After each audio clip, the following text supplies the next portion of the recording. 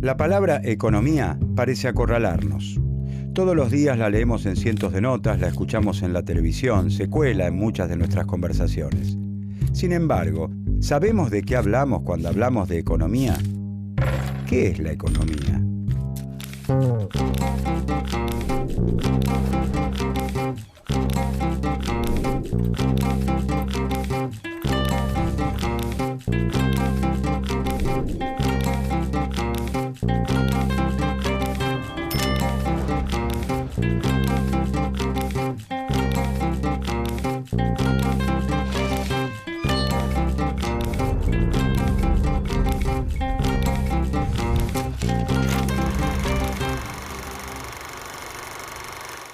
Ella es Mariela. Mariela decora en su casa los mates que ella misma vende en un puesto de la feria. Todas las mañanas carga su producción en el canasto de su bicicleta y pedalea las 35 cuadras que la separan de su puesto. Los mates que ella decora y vende son mercancías. Las mercancías forman parte de la economía. La decoración y la venta de los mates es su trabajo. La venta de sus mates le permite recuperar el dinero invertido y obtener un beneficio. El trabajo, la comercialización, el dinero, la inversión y el beneficio también forman parte de la economía. La bicicleta de Mariela es su medio de transporte.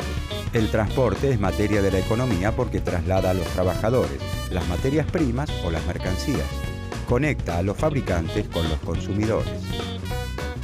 Pero la bicicleta de Mariela es asimismo un bien en el que interviene el trabajo humano en sus diversas formas e incluso en distintas partes del mundo. Desde los trabajadores que fabrican los pedales, los que arman los cuadros, los neumáticos o los empleados que se encargan de comercializarla. La división del trabajo es objeto de estudio de la economía. Las calles por las que pasa Mariela, los semáforos en los que se detiene, la vereda donde estaciona su bicicleta han sido provistos por el Estado gracias a la recaudación de impuestos. La recaudación, los impuestos, la inversión del Estado forman parte de la economía. Como vemos, el mundo de la economía es muy amplio. Pero entonces, ¿qué es la economía?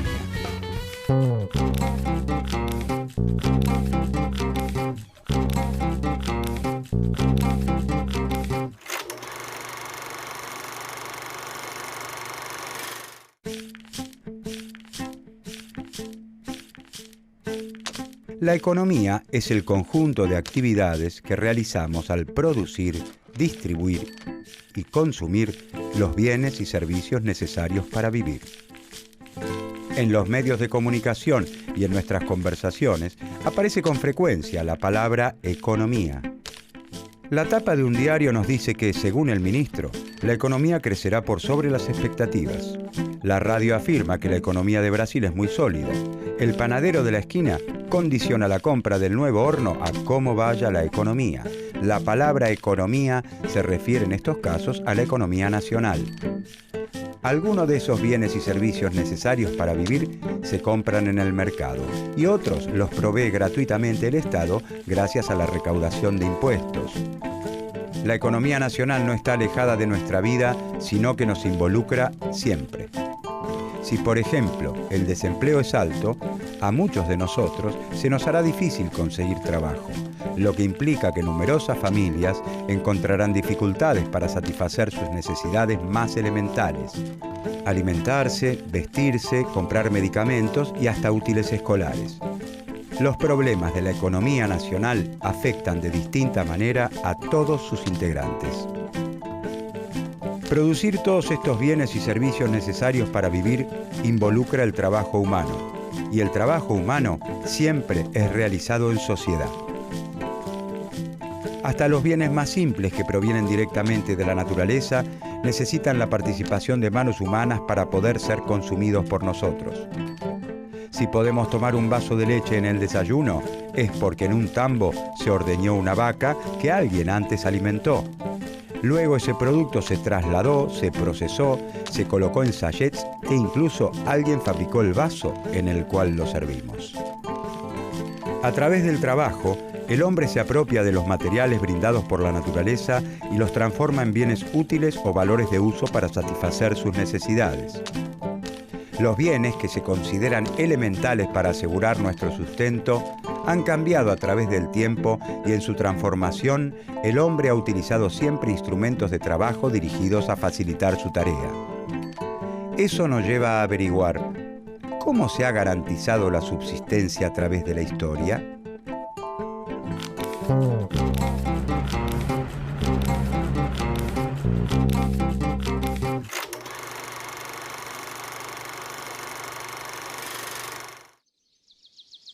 Con el correr del tiempo, algunos pueblos van aprendiendo distintas técnicas productivas que les permiten, entre otras cosas, criar ganado, sembrar y cosechar cereales, fabricar piezas de cerámica y otros utensilios necesarios para vivir.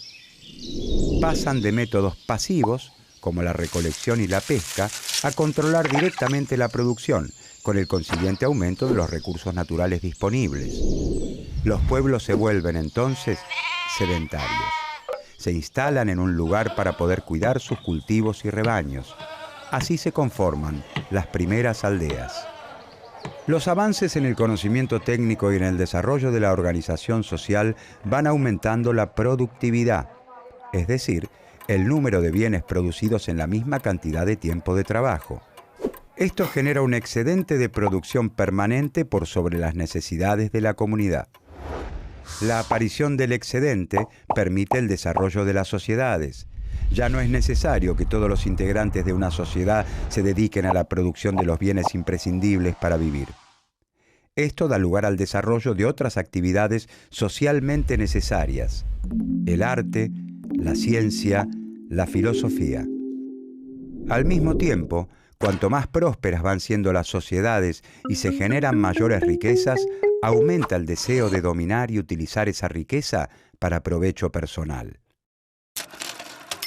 La propiedad social sobre los medios de producción es reemplazada entonces por la propiedad privada. El amo es dueño de la tierra y del esclavo, considerado un instrumento de trabajo, una herramienta más. Junto con el excedente aparecen las clases sociales. Este es uno de los grandes temas de la economía. Las clases sociales son grupos humanos. Cada uno de estos grupos en los que se divide la sociedad puede apropiarse del resultado del trabajo de otro de acuerdo al lugar que ocupa en el régimen de producción. La apropiación de la riqueza sobrante, del excedente, genera conflictos entre las clases sociales que se traducen en continuas luchas a lo largo de la historia. Obreros y capitalistas, señores y siervos, amos y esclavos. El grupo dominante busca reproducir las condiciones de vida vigentes, mientras que el grupo dominado lucha porque esa explotación se reduzca o desaparezca. Dependiendo de la clase social que tome las decisiones, este excedente podrá ser utilizado para construir pirámides, hacer la guerra, ser invertido en la creación de nuevas riquezas o para mejorar las condiciones de vida de las clases trabajadoras. Durante la época feudal, por ejemplo, la mayor parte del excedente es consumido en forma individual por las clases dominantes, los señores feudales, para sus lujos personales y no en forma productiva. En el sistema capitalista, en cambio, las empresas utilizan el excedente para renovar las máquinas, modernizar la empresa, adquirir materia prima y contratar trabajadores. A medida que las sociedades se tornan más complejas y las actividades productivas se diversifican, se profundiza la división del trabajo y el comercio. Algunos individuos se abocarán al trabajo de los metales, otros al del cuero o al del barro.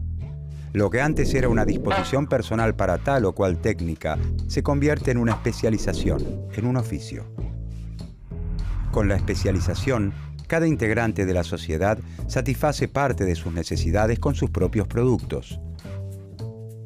Surge la necesidad de intercambiar los bienes que cada uno produce y le sobran por los que les sobran a los otros. Aparece el comercio, inicialmente bajo la forma del trueque. Pero esta forma tiene un inconveniente. Lo que una persona está dispuesta a intercambiar tiene que coincidir exactamente con lo que la otra quiere recibir y viceversa. El dinero resuelve este problema ya que es aceptado por todos. En un primer momento, la sal, los cueros o los camellos reemplazan el dinero como forma de pago. Con el tiempo se adoptan los metales preciosos, pero en la actualidad utilizamos el papel moneda. Rectángulos de papel con un número respaldados por un Estado soberano.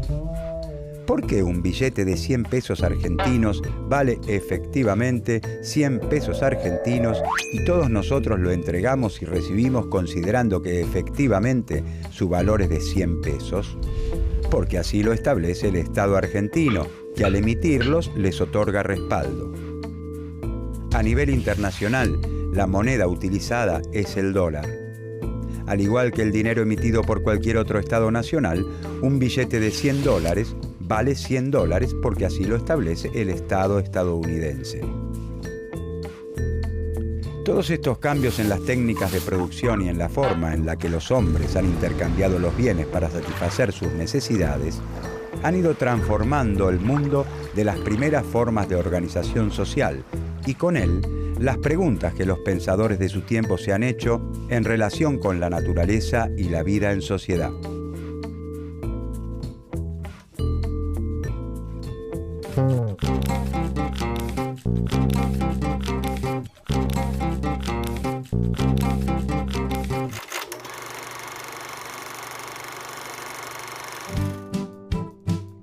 ¿Cómo debe organizarse la sociedad?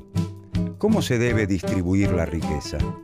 ¿Por qué un producto se intercambia por otro en determinada proporción y no en otra?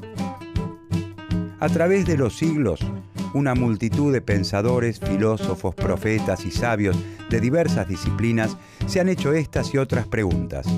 Pero a partir de los cambios vertiginosos que se producen en los siglos XV y XVI en el terreno de las ideas y de las técnicas de producción, comienza a delinearse un campo común, el de la economía.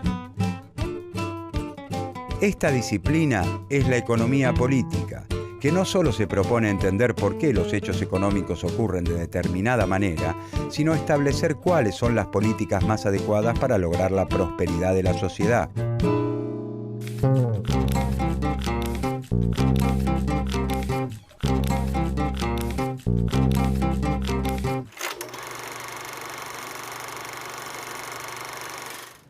Una de las características distintivas de nuestra sociedad es que para obtener la mayor parte de los bienes debemos ir al mercado a conseguirlos pagando un precio. Cada vez son más los bienes y servicios que se compran y venden. Todo tiene precio. Actividades que antes estaban confinadas al ámbito doméstico, como la cocina o la limpieza y el orden del hogar, hoy se compran y se venden. Para el capitalismo, los productos del trabajo humano no son solo valores de uso o bienes útiles, sino también valores de cambio. Tienen un precio. Antes del régimen capitalista, la producción se guiaba por las necesidades de la sociedad. Así ocurre tanto en los pueblos, que recogen todavía su alimento, como en las que realizan actividades de agricultura y ganadería. El antiguo Egipto presenta rasgos económicos similares. Los reyes o sacerdotes que centralizan los excedentes los utilizan para satisfacer sus propias necesidades o las de la comunidad, no con la venta como destino principal. Son economías productoras de bienes útiles o valores de uso. La producción no se realiza con el objeto último de la venta. Es decir, los bienes no tienen en general la forma de mercancías. Responden a las decisiones de un faraón, rey o señor feudal que decide qué se produce y cómo se distribuye lo producido de manera tal que se asegure la subsistencia de todos. A partir del capitalismo, la producción y distribución de bienes y servicios se organiza por medio del mercado. Como siempre ha ocurrido, y mucho más que antes, en el capitalismo todos necesitamos del trabajo de los otros para vivir. Nadie se encarga de fabricar su propia ropa, elaborar sus alimentos, ni darse clases de inglés a sí mismo. Los individuos, como parte integrante de una comunidad, desarrollan una división de tareas para poder satisfacer sus necesidades de una forma más eficiente. Todos necesitamos del trabajo de los otros para vivir, pero la organización de esta actividad no es consciente. Cada integrante decide, en forma aislada y libre, qué va a producir, en qué cantidad y con qué características, y recién después va al mercado con su producción. No hay una organización del trabajo social que, partiendo de identificar las necesidades, organice las actividades para realizar como ocurría en las sociedades anteriores al régimen capitalista. En otras sociedades, el intercambio existe, pero no es la forma general de organización de la actividad económica.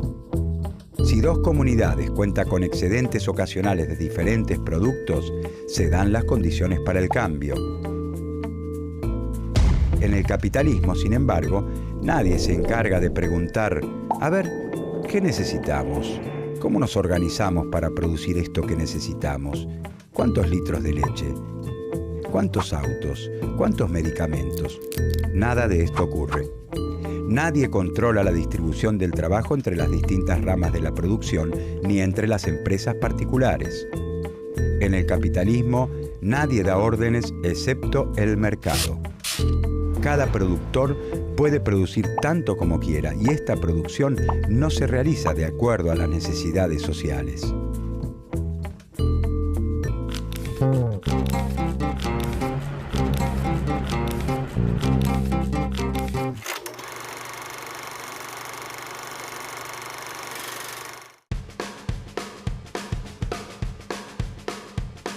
Mariela lleva al mercado los 12 mates que con mucho esmero decoró porque estima venderlos en el puesto de la feria. Ella no sabe si tomó la decisión correcta. La cantidad de mates que compró y decoró no depende de cuántas personas crea Mariela que los necesitan. Lo único que a ella le interesa es que a los turistas que visitan la feria les gusten los artículos que ella decora y fundamentalmente que dispongan del dinero para comprarlos. De no ser así, su emprendimiento correría el riesgo de sucumbir. En el sistema capitalista es muy difícil que coincidan la oferta y la demanda de los distintos bienes, entendida esta última no solo como una necesidad, sino como una disposición de dinero para comprar. Si Mariela compró y decoró más mates de los que pudo vender, habrá dilapidado trabajo social. La capacidad de trabajo de la sociedad que utilizó en los mates no vendidos fue desaprovechada. Esa capacidad debería haberse destinado a otra actividad. En el régimen capitalista es frecuente que la producción sea superior a la demanda efectiva, es decir, que sobren muchos bienes, o que sea inferior a ella, es decir, que no alcancen. En las sociedades que organizan conscientemente la producción, como las primeras formas de organización social, este tiempo no habría sido malgastado, sino que se habría asignado a priori a otra actividad. En el mercado, esto se revela a posteriori, una vez que los bienes ya fueron producidos. En el mercado no hay un acuerdo, un faraón o un señor feudal que diga qué hay que producir. El sistema capitalista es, por lo tanto, una forma particular de organizar el trabajo distinta a las anteriores.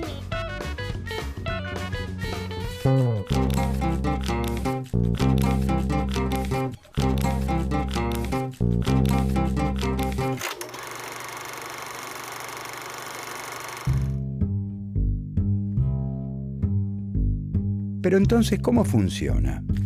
¿Cómo puede ser que un sistema en el que no se organiza cómo compatibilizar los recursos con las necesidades de la sociedad sea capaz de perdurar en el tiempo? Estas preguntas dieron inicio a la ciencia económica. Los economistas son una suerte de espectadores de sociedades que se transforman con problemas económicos que se modifican. Lo que parece importante en cierto momento ya no lo es con el paso de los años. Por eso las teorías económicas suelen aparecer en un determinado contexto histórico. ¿Cómo hacer para que crezca la riqueza? ¿Cómo se debe distribuir? ¿Cómo asegurar el bienestar de la población? Los problemas económicos varían con el paso del tiempo y entre los distintos países. Ciertos asuntos pueden ser considerados importantes en un país y totalmente ignorados en otros. Por eso la ciencia económica tiene, o debería tener, particularidades regionales o nacionales. El desarrollo del pensamiento económico depende, en consecuencia, de la existencia de ciertos problemas que la realidad histórica plantea. Así como un médico necesita hacer un diagnóstico para poder curar a un enfermo, la ciencia económica estudia el funcionamiento de la economía de una región, un país o el mundo para estar en mejores condiciones de resolver sus problemas económicos.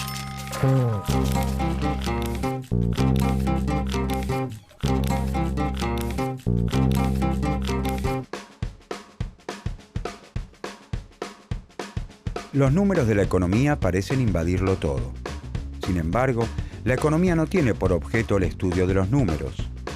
Utiliza la matemática como una herramienta, pero le interesan las relaciones sociales, porque la economía es una ciencia social, ya que las actividades de producción, distribución y consumo involucran relaciones entre los hombres y las mujeres que integran una sociedad.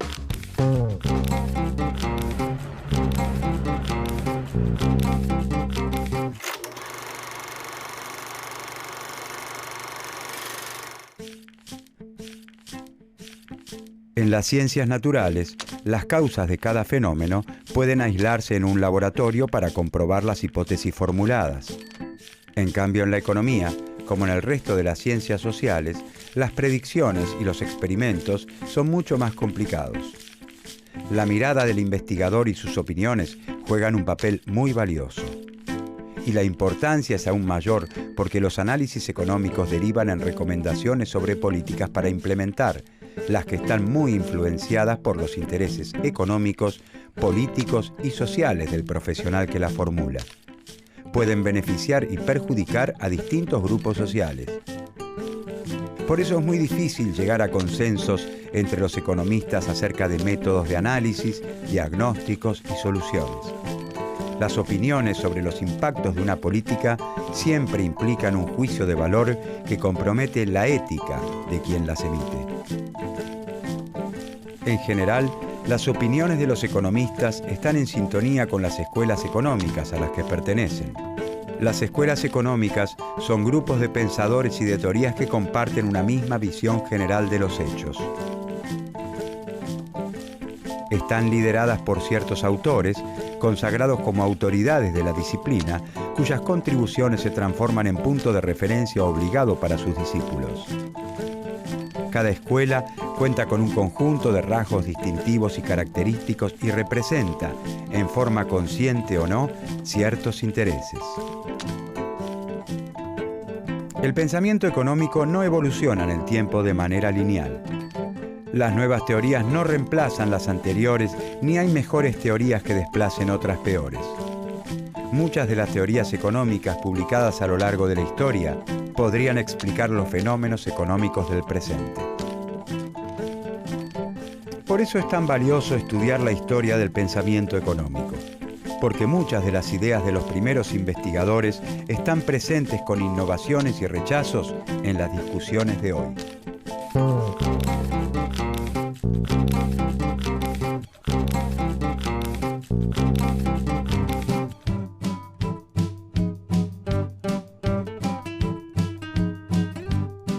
En esta serie sobre el pensamiento económico, veremos cuáles han sido los principales problemas que abordó la economía a través de su historia, cuándo surgieron, por qué lo hicieron en ese momento histórico y no en otro, qué intereses estaban en juego en ese entonces, en qué se parecen esos momentos históricos a los nuestros y qué nos aportan para poder comprender las discusiones sobre la economía de hoy.